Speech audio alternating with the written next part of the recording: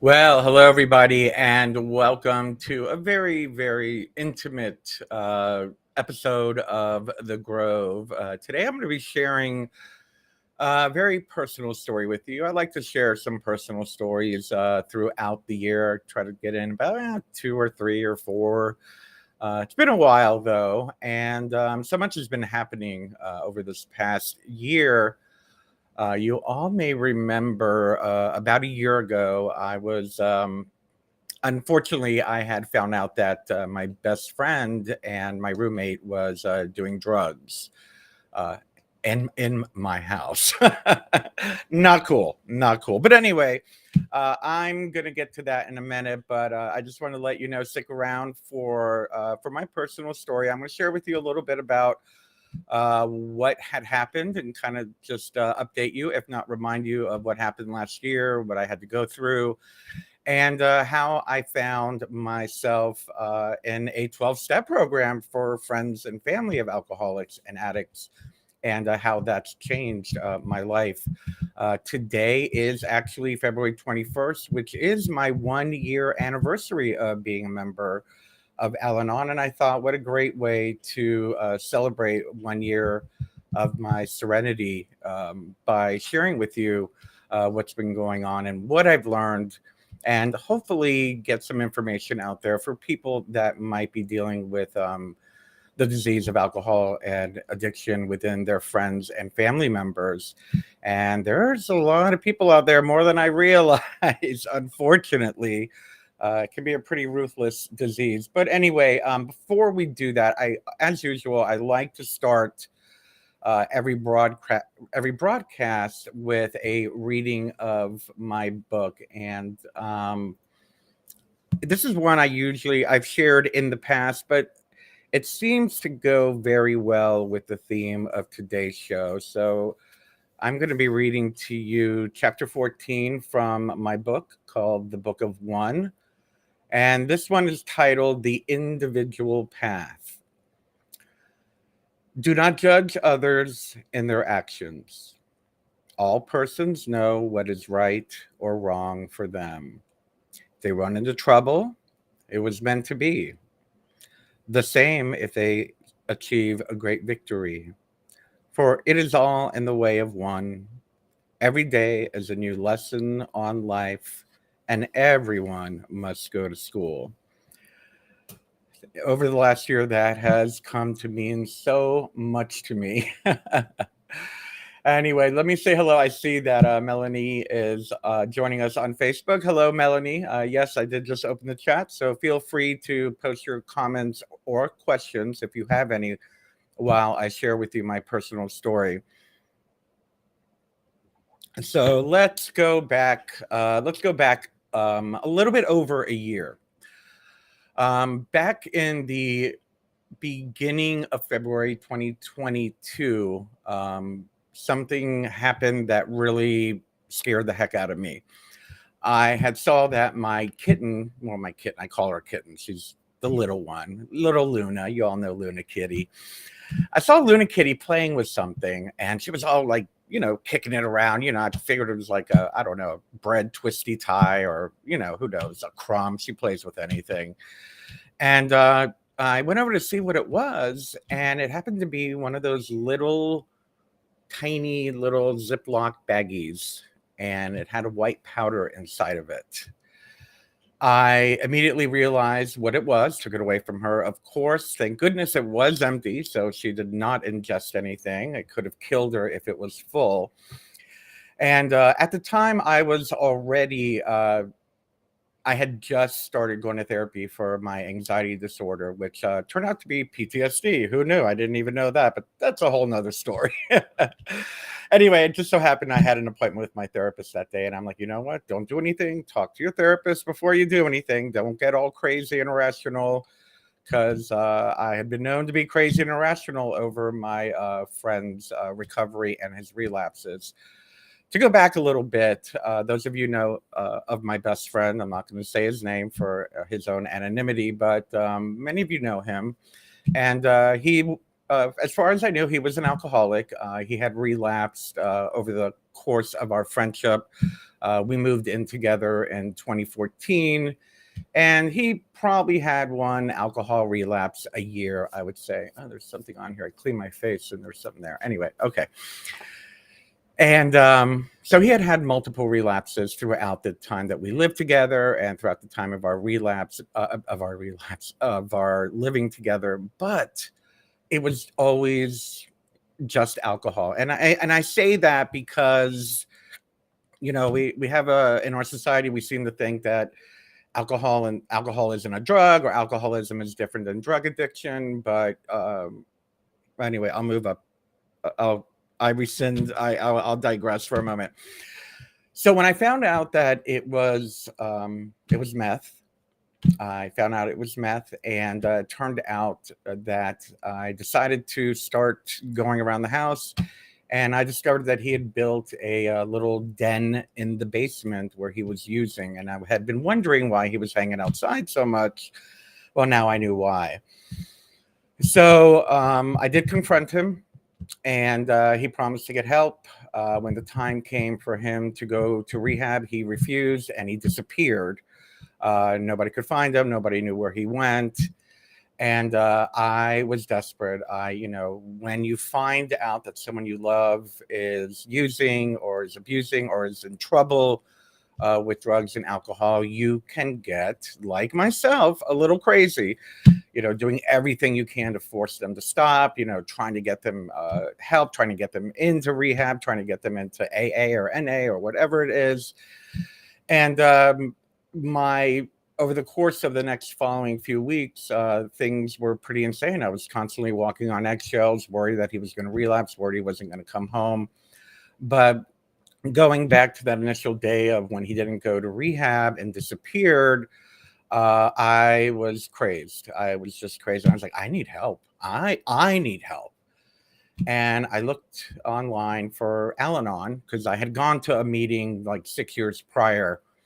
And, for those of us who are seeking help with a loved one, with the Al-Anon or Nar-Anon or any of these other Anons that are for friends and families of alcohol and addiction, we go there. And I know I did. Going there with the intention of hoping these people are going to tell me how to get my friend to stop using drugs. What can I do to make him stop? And I soon learned that that's not what these programs do. The program, at least for Al-Anon, they literally follow. I am a proud member and have been a member for a year as of today. We follow the same 12 steps of Alcoholics Anonymous, as well as Narcotics Anonymous. And the first step, as everybody knows, if you don't know, I'll share it with you now, is that we came to realize that, I'm not going to say it word for word, am I? Paraphrasing. We came to realize that we were powerless over alcohol and our lives had become unmanageable. And for me, I was powerless over my friends over my friends' drug use, alcohol use. There was obviously, I tried everything I could to get them help and support them in every way that I can. And I finally threw my hands up in the air and I was like, you know what? I'm powerless over this. I need help. I need help. And what I learned was that when we have a friend or family member that is an addict or an alcoholic, that disease of alcoholism and addiction permeates into the friends and families of that person. So we get affected by the disease of alcoholism and drug addiction just as badly. Yeah, I would say mentally, the insanity that comes from having a loved one that used drugs and alcohol, and the lies, the gaslighting, the disappearing for days at a time, paying their bills because they can't afford it, lending them money and going, where's that money going? I thought you made $1,000 a week, that type of thing, leads to a form of our own psychological suffering. And so I remember walking in a year ago, and they said, oh, is this your first time? I'm like, well, it's not my first time, but it's my first time in a few years. And they're like, would you like to go to a beginner's meeting? You'll have more one-on-one time with one of the people, one of the members. And I was like, yeah, I'm a real mess. I need to talk to somebody. So they pulled me aside into a room where they do the beginners meetings, which is next door to the big meeting. And I got to learn about what the program was all about. They gave me a copy of the book called How Al-Anon Works. And they kind of explained to me how, but they asked me questions on how it was affecting me, and had my life become unmanageable. And being that I was constantly chasing them down, having the neighborhood look for them, putting posts on my Facebook page, has anyone seen him? He's missing, these types of things, and staying home and calling the police and, having the police search for them. It's fair to say that the situation had become unmanageable, and a lot of my mental focus and my energy was directed toward the situation in the home of this person using and abusing drugs and alcohol. So yeah, my life had become unmanageable. At the time, I don't know how many of you remember, but I stopped seeing clients. I was like, I am in no mental space to see clients. I kind of just stepped back from my work, stepped back from my social media work, stepped back from my counseling work. I was like, I'm not in a space to do this. And if any of you are readers or intuitives or anything like that out there, you'll also recognize that we're in a state of hypervigilance, is the term that my therapist uses. When you're in that state, you're not connected to your higher self. You're not connected to source. You're not using your intuition. You're just kind of looking out for everything that can go wrong. So I knew I was not in a space to be doing readings or any kind of counseling. So I did. I stepped back. I think I stepped back for about 6 weeks. I finally did start feeling better about 6 weeks later. But I will say that after that first meeting, I remember back in, having attended other, 12-step programs, that they're like, oh, you should do 90 meetings in 90 days. So I took that philosophy. At least I had heard how when people join an anonymous 12-step program, they're like, you should do 90 meetings in 90 days. Well, I did 5 meetings a week for 3 months. And it was just that I needed to really absorb all the information that I could to help me regain my center. If you remember, about a year ago, actually it was a little less than a year ago, because I don't think I talked about it publicly with you guys until maybe about a month later, that I was saying that it was through the tools that they gave me that I was able to regain that center, to reground my spirit, reground my thoughts, and really be able to work again and do the work that I do with all of you and in service to humanity. But it wasn't until about, I would say it was, actually, I can tell you, it was on the week of March 15th, because it was the Ides of March.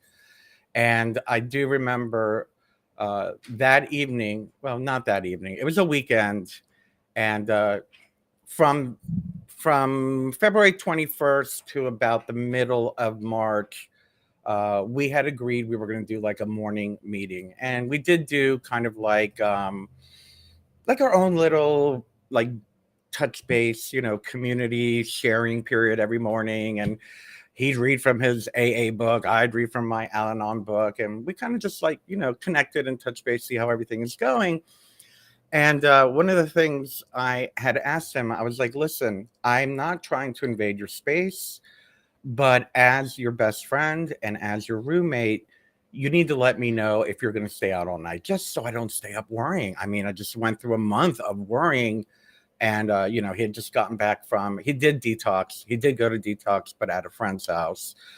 And he had just gotten back from detox. I was so worried every night, is he going to come home, whatnot. I was like, listen, if you say you're going to come home at 11 and you're not going to come home at 11, I'm not trying to be your mom. I'm not your boyfriend, but I am your best friend. I'm going to worry about you. Just let me know if you're going to stay out late.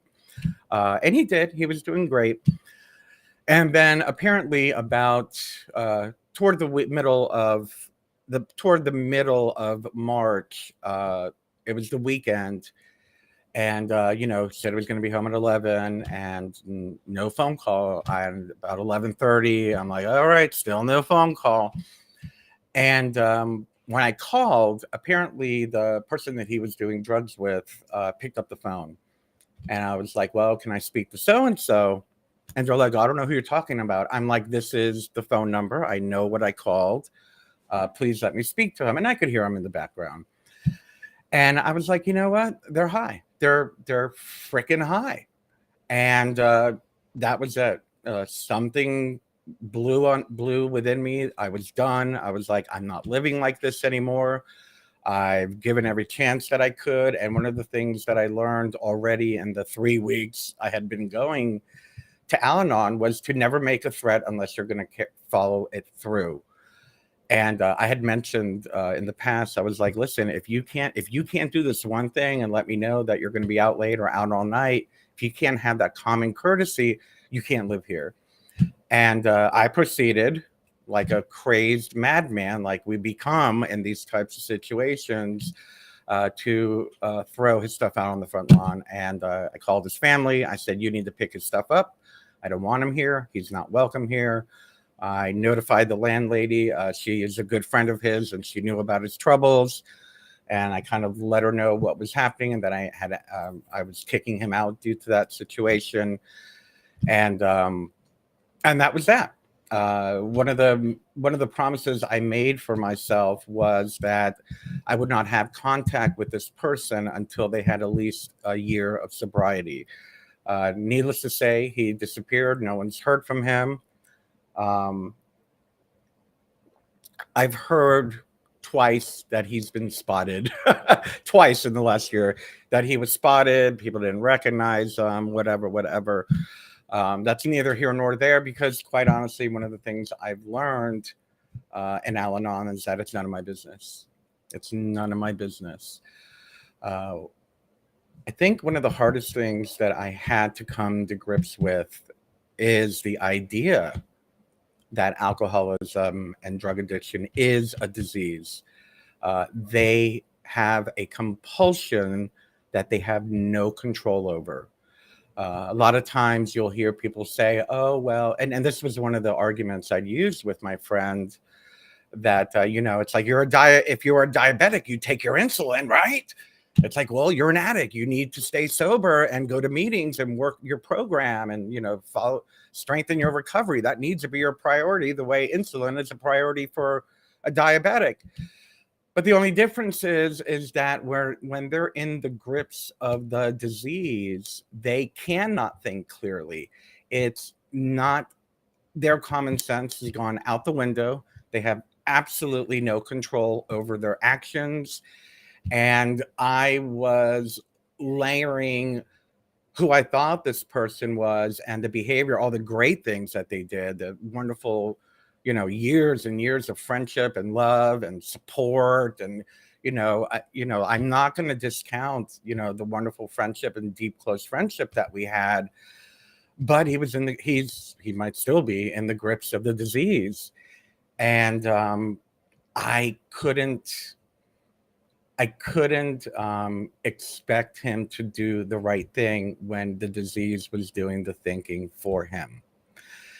That was very hard for me to accept. It was very hard for me to accept that I am powerless. Not only am I powerless over the disease of alcoholism and addiction in my friend, but I am powerless over their behavior, and I'm powerless over their choices.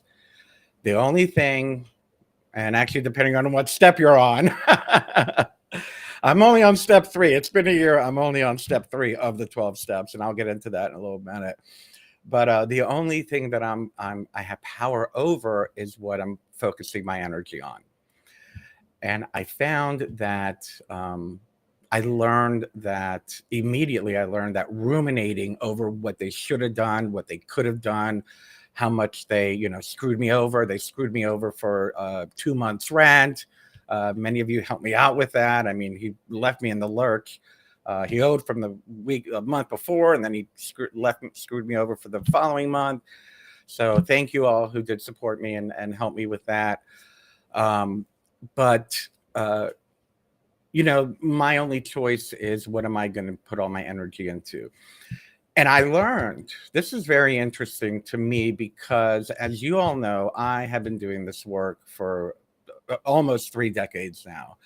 High level initiate, high priest, hierophant, whatever you want to call it.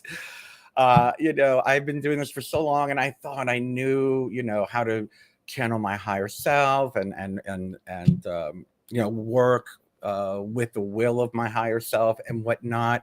I was doing my meditation, I was doing my rituals, I was doing all the work that a high priest and a ceremonial magician does, but I had kind of, and I think I spoke about this several months ago. I did a little bit of spiritual bypassing, which was not smart. I knew all the physical stuff. I had taken care of all the physical stuff. I worked like a dog, sometimes 60, 70 hours a week. I'm self-employed. I'm my own boss, and I'm in charge of everything. So I've got to do it or no one else is going to do it. So I was doing the physical, the material. I was working out, eating healthy, got healthy. You guys know how I went through some weight loss and taking care of my health and got healthier. And I was doing all the spiritual work, but I left out the emotional work. I forgot to do the emotional healing, did the spiritual healing, and I did the physical healing, but I had left out the most important part that bridges that gap from the physical to the spiritual. Was I left out my emotional healing. And I quickly learned that my recovery from the years of dealing in the insanity of living with an alcoholic and addict, that needed to become my priority. That needed to be a priority. So, things, things got better rather quickly. I went through about 2 weeks of, major panic, panic attacks and anxiety and all that kind of stuff after I kicked them out. Changing the locks and getting the landlady to be okay with, helping me out and whatnot, which she totally is magnificent. And I want to thank her very much for supporting me in all of this. But I learned that I needed to incorporate my recovery from alcoholism and addiction, or being a friend and family member, to make that my priority. So the very interesting thing that happened as I kept going to these meetings, and I kind of started feeling like an imposter, because so many of the people that go to these meetings are, it's their husband or it's their kids or, it's their partner or whatnot. I'm like, this is just my best friend. But, my best friend was the most important person in my life. He was my person. We used to joke around that we were like Meredith and Christina on Grey's Anatomy. It was my person. I always relied on, and he always relied on me. So I kind of, they call that your qualifier. So he was my qualifier. But as I continued to go to the meetings and people started talking about what it was like growing up in an alcoholic home, I was like, oh my God, that's right. My father died from alcoholism. How did I not see this? How did I not realize that growing up with an alcoholic father kind of affected me also, and kind of molded me into the choices I made, protecting myself emotionally or overcompensating by being a straight A student and, jumping to the top of the occult, hierarchy or whatnot, because working so hard was, my way of showing that I was worthy of the love of my family. Considering that many of them thought I was a black sheep because of the things I believed in and who I am as an individual. But it was kind of a strange awakening to realize that. I was like, wow, I am a child of an alcoholic. I didn't quite see the two. My dad's been dead since 97, 98. I forgot. I think it was 98. So I didn't think that that would still be affecting me. And the more I listened, the more I learned, the more I shared about my life, I started realizing, hey, you know what? This has been affecting me for most of my life, and I just never realized it. It doesn't change that I am a great community organizer. It doesn't change that I'm a great public speaker. I'm a supportive spiritual counselor, that I'm a great intuitive reader, et cetera, et cetera, et cetera. It's just now I'm like, you know what? I got to work on the outside as well as the inside. And I mean that on the emotional level. So that was pretty interesting. That was pretty interesting. And so I did what they tell you to do. You find a sponsor. I found a sponsor. And I've been working with her for about eight or nine. I think it's about 8 months ago. I think it was about 2 or 3 months in. I was like, I'm going to ask that lady to be my sponsor. And I like her because, I go to therapy once a week, but a therapist isn't supposed to tell you what to do. They listen, they don't give advice. They kind of listen and kind of bring out the answers in you, which is kind of what I do with my clients. I don't try to tell them what to do, but I try to bring the answers out from within and give them guidance and direction. And that's all a therapist is really supposed to do. My sponsor, on the other hand, is, and I'll never forget this. I will never forget this. I think it was about the third meeting that we had. And, I was still reeling over, I was reeling over my best friend easily for about 6 months. One of the first things they said is, you're going to grieve. You're going to grieve the loss of your best friend. You're not going to have them in your life anymore. You're going to miss them. You're going to grieve them. You're going to worry about them. Your heart's broken. You're going to deal with, nursing your broken heart. And so learning to grieve about it and giving myself permission to grieve about it was very important. They gave me this fabulous book, Transforming Your Losses, if anybody knows anything about Al-Anon literature. But a great book to help with grief of a loved one who you can no longer have in your life because of their using. But one of the things I said that like kind of threw me back about my sponsor, which was a rude awakening. The point I was trying to make is I like her because she's firm, but she's gentle but firm. She's like, well, this is your homework for this week. You need to do something that makes you feel uncomfortable, And so as I'm talking about my relationship with my best friend and, how, it was the last person to make me really lose my temper. I've never, I have a tendency to be very, very, very patient with people. And for me to lose my temper is a really big deal. If you get me to the point where I'm losing my temper, I'm really pissed off. And so she was like, but in all of this, what was your role? How much of that is your responsibility? And I'm like, what? Because I remember during one of our conversations, me and my best friend, before I kicked him out, he had said, it's your fault that I'm using. I'm like, oh man, that's just a cop out that addicts and drug and alcoholics use. It's your fault that I'm drinking. It's your fault I'm using drugs. And I thought it was a cop out, and my sponsor was like, no, not necessarily. The using is their disease, but you played a role in the interaction, the way you tried to force solutions, and that stuck with me.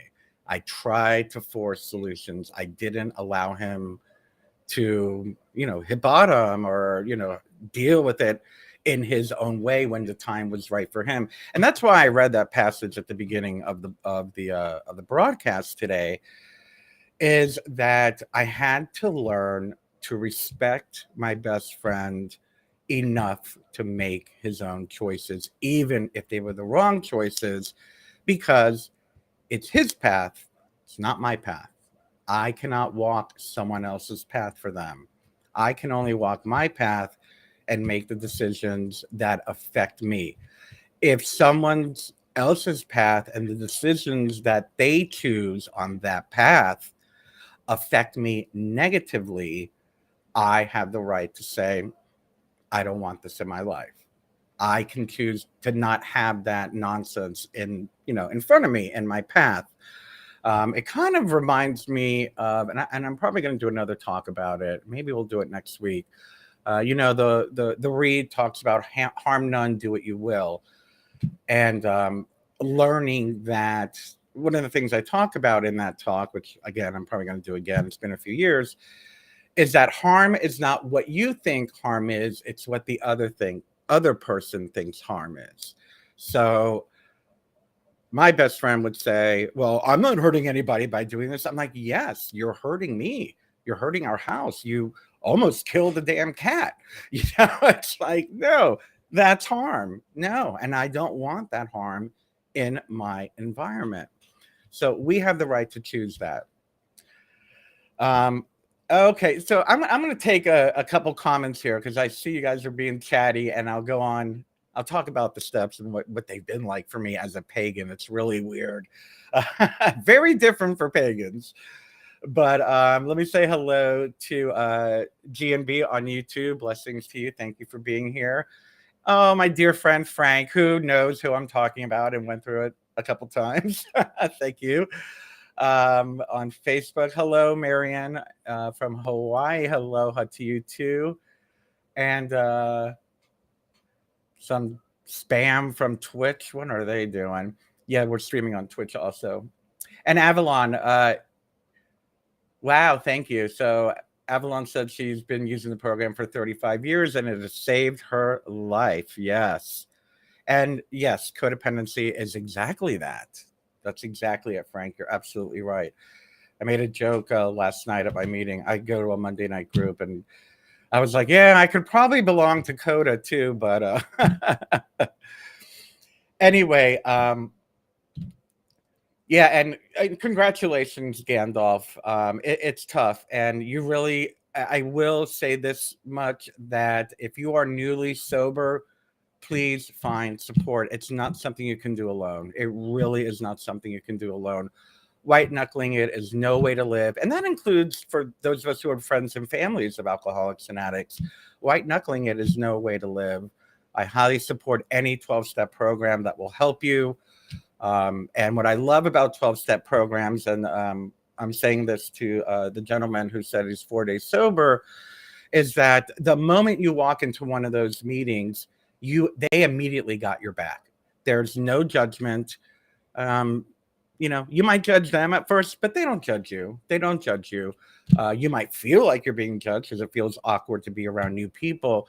But if you ever need a ride, if you are freaking out and you need someone to talk to, they'll be there for you. There's no question.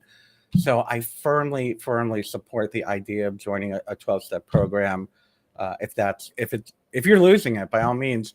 I have a couple of signs around my house. You know those keep calm with the crown thing. I got one right here in front of my desk. I got one in the bathroom, and I got one next to my bed, and it says, "Keep calm and call your sponsor." So when I'm freaking out, I call my sponsor. If I'm having an anxiety attack, I call my sponsor. Because life happens. Just because you've decided to join a 12-step program, it doesn't mean that everything's going to be perfect. Life happens. I mean, look at me. I'm, by the way, update on the eye. Everything seems to be good. Unfortunately, I have to wear this patch for about another month because of that gas bubble. And then a month later, I'm going to have another surgery. But everything's healing. So just an example, life happens. As a lot of you know, 2 weeks ago, I was in the hospital with a bowel obstruction. So it's always something. But it's with these upheavals that I am so grateful for my program. It's with these upheavals that I am grateful I have a sponsor to call and talk me down, that I have a sponsor to calm me down when I'm in the hospital and they're trying to shove a tube in my nose. That was for the bowel obstruction. That was a whole scenario. But I'm grateful for the support. We all need community, especially when we're struggling with the disease of alcoholism and addiction. Don't try to do it by yourself. Go find a community to support you. Yes, I love it. Yes, I'm a pirate. We had a member of my friends threw me a pirate party when this thing first happened. But yeah, everything's healing fine. My tummy's better. The eye's healing fine. I only wear this because there's a gas bubble floating around my eye and it makes me a little crazy. I don't need any other anxiety. Doctor said I could wear a patch until the gas bubble dissipates. Unfortunately, the eye will be blurry until I have the second surgery. Retina surgery causes cataracts, and I did get the cataracts, so I'll have to have that in about 2 months. Anyway, back to the topic at hand. One of the things that turned me off about the 12 steps, and the 12 steps are pretty much the same in any recovery, whether it's NAAA, Al-Anon, Nar-Anon, CODA, OCOA. There's like so many 12-step programs out there. And the steps kind of are fairly similar. And I don't know how many of you know, the second step is that we made a decision to turn our will and our lives over to the care of God as we understood him. That really bothered me. And I have to say I was very weary of, working with people that kept talking about and through God's grace and through my higher power. And so they have this concept of higher power. And, a majority of people basically are from the big three, Judaism, Christianity, and Islam. So their God is kind of the same God. Well, it is the same God, the Abrahamic God. But for me, as an eclectic pagan, I lean more into a goddess. And actually, beyond the idea of God and goddess, I deal with source. I see source as a source of all things, and I call it universe. So I was, in speaking with my sponsor, I'm like, I'm having a hard time with this. I'm like, y'all are talking about God, and that's not me. I'm polytheistic. I practice witchcraft. I study the occult. I'm like, I follow some indigenous traditions. This is not going to work for me. She's like, your higher power can be your sponsor. Your higher power can be the people in the group. Your higher power can be a rock. And I was like, oh, okay. Well, I like to call it universe. She goes, then call it universe. I was like, I always, when I pray, I either pray to my goddess or I pray to the universe, kind of like one above the goddess. I believe the universe created God and goddess. But anyway, I don't want to get into too much archetypes and religion right now. But so turning our will and our lives over to the care of God as we understood him, to me, as a magical practitioner, translates into my goal as a white magician. In the occult and in magic, actually Crowley, of all people, defines white magic of aligning your consciousness to be in constant communication with your holy guardian angel. I translate that into being in constant communication with my higher self that understands the will of the universe. So I had to play around with the whole idea of turning my will and my life over to the care of God, because, the idea of the biblical God who would smite me was a little issue for me. So I was like, okay, I can do that. That's what I strive. And that's how I lived for many, many years, as a magical practitioner. My energy work was always to, align my energy, allow the energy of the universe to come through me, and allow my intuition and my higher self to guide me, and allow the will of the universe to work through me. So I was like, okay, I got it. I understand that now. So making a decision to turn my will and my life over to the care of the universe as I understand it. Got it. Excellent. Oh no, sorry. That's step 3. Anyway, so step 2 was coming to believe, and they both work in tandem with me. So yeah, I had to understand what I was going to call my higher power. How was I going to make this program work for me as a pagan and a magical practitioner?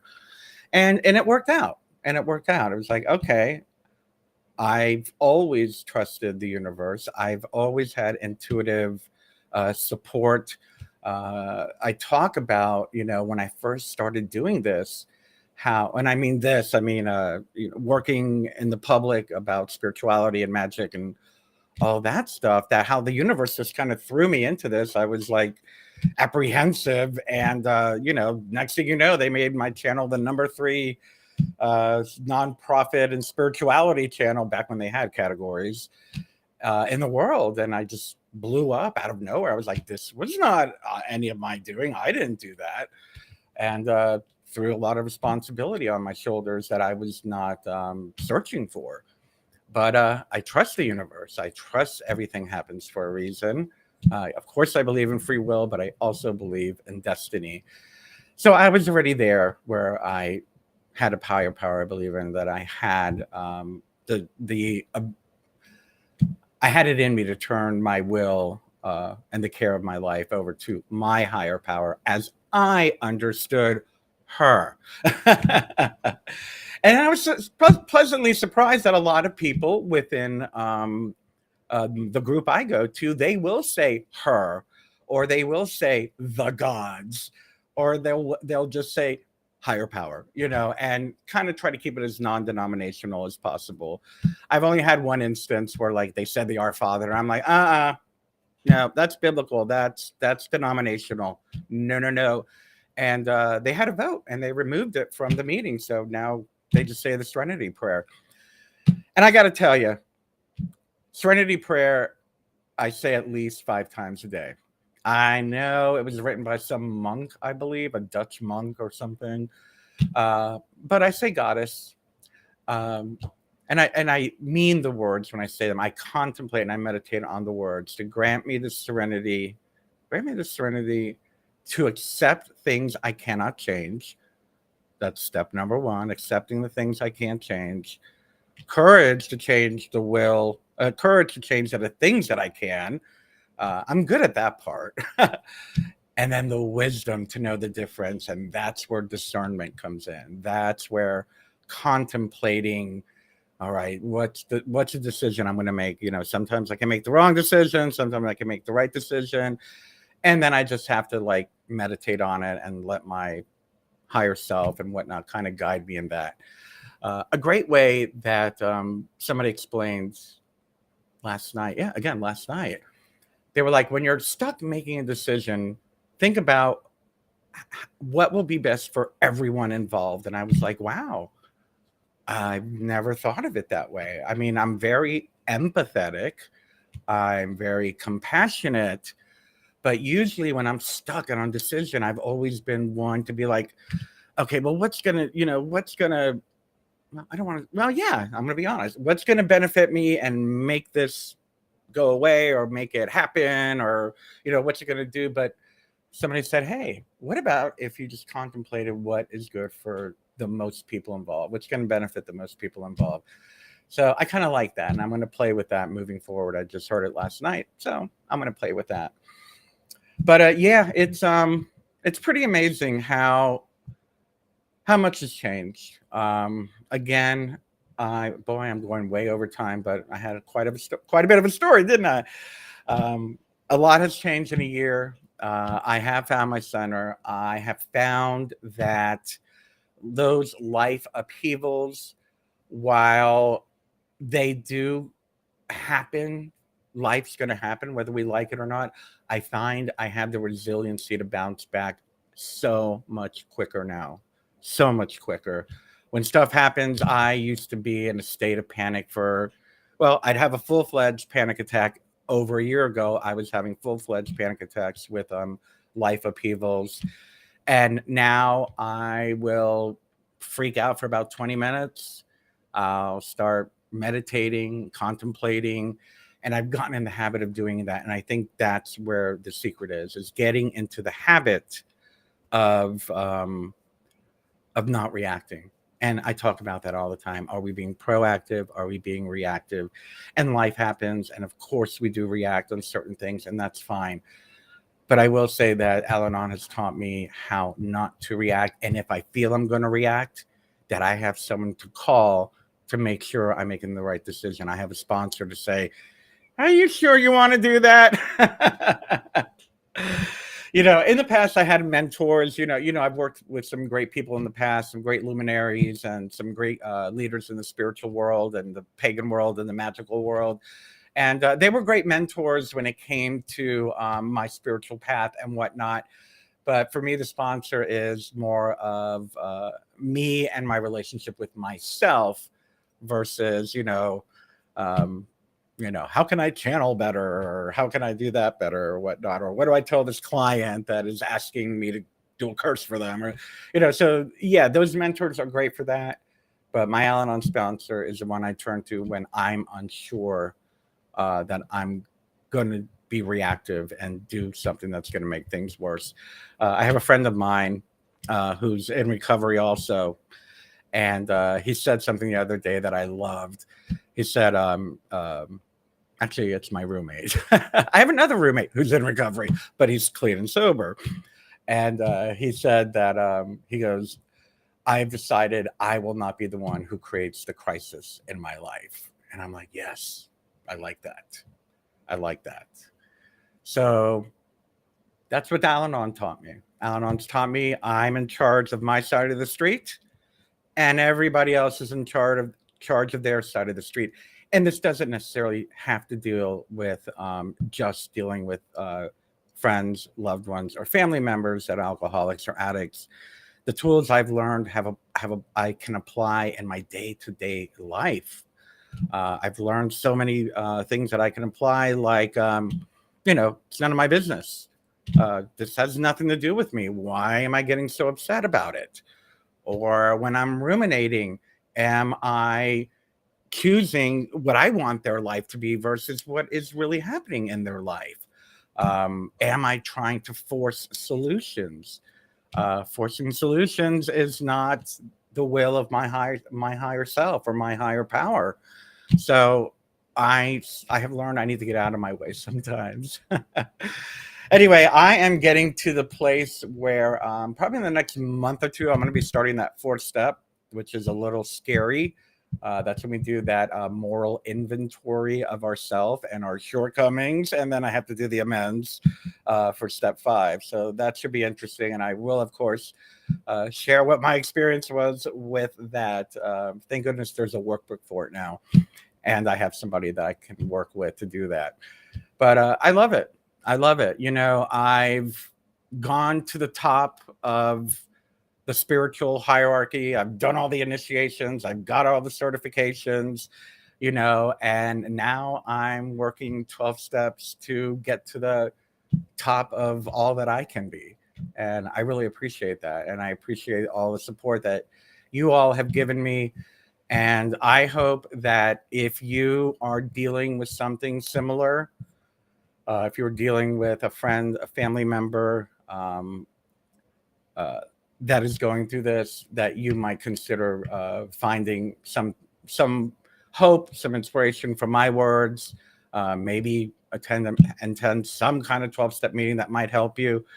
But the other thing I wanted to say is that even though I've come to realize that there are other people in my life that are dealing with alcoholic behavior, and I can apply it to them also. I don't take it personally when they do something wrong, or they kind of screw me over or stand me up. I'm like, you know what? I know people that are drinking too much daily, which I do consider that an alcoholic, who have the disease of alcoholism. My roommate was only one of them. There are people in my life, within my city, within my community that I interact with on a regular basis. And the tools I've learned has helped me on not taking their disease personally, and also learning that it's okay. It's their path. I'm not here to force solutions on anybody. When the addict or the alcoholic chooses to find recovery and sobriety, it's up to them. It's not up to me. And there is nothing I can do to make that happen or to force that solution. So with that, I'm going to end it. So thank you so much, everybody. I'll end it with the serenity prayer, but I'm going to start it with Goddess. So, Goddess, grant us the serenity to accept the things we cannot change, courage to change the things we can, and wisdom to know the difference. I love you, everybody. Thank you so much for being a part of my journey and allowing me to share my personal story. If you can, please become a monthly subscriber, paying subscriber. You can do that on Patreon, Facebook, or YouTube, or you can click that little new UPC thing. I don't know what side it's pointing on. If you do the UPC, it'll take you right to my PayPal me. You can just drop a couple dollars there if you'd like. And yeah, I think next week let's do that. Let's do the read. Harm none, do what you will. What does it really mean? I think that's going to be a good topic. So I will see you all next week. I love you so very much, and I thank you all so much for being a part of my journey and letting me share just this small part of mine. Thank you. Have a great week.